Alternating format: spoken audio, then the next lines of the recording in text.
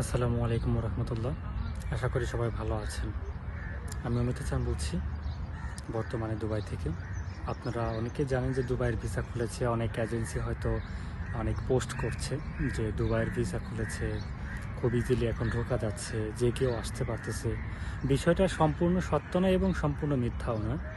কারণ কিছু visa on হয়েছে, তার মধ্যে যেটা খুব বেশি ভিসা বের হচ্ছে হাই প্রফেশন ভিসা, যার জন্য অনার্স সার্টিফিকেট লাগে মাস্ট।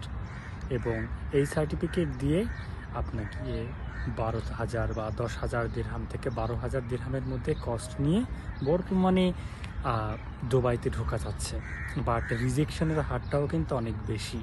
একটা কথা জেনে রাখবেন, ভিসা না হলে কিন্তু বড় জোর 1.5 থেকে 200 দিরহামের বেশি কখনোই খরচ হয় না, যেটা বাংলা টাকায় 5-7 হাজার টাকার বেশি কখনোই খরচ হয় না।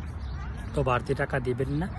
আর হাই প্রফেশন ছাড়া যে ভিসাগুলো হচ্ছে সেগুলো খুব রেয়ার, খুব কম হচ্ছে। বাট বাংলাদেশের যে বর্তমানের অবস্থা, রাজনৈতিক অবস্থা যদি পরিবর্তন হয়, ভিসা আবার বন্ধ হয়ে যাওয়ার সম্ভাবনাটা বেশি রয়েছে। তো আপনারা যারা ভিসা করতে চাচ্ছেন, খুব দ্রুত ভিসা করার চিন্তা নিলে এটা আপনাদের জন্য বেটার হতে পারে।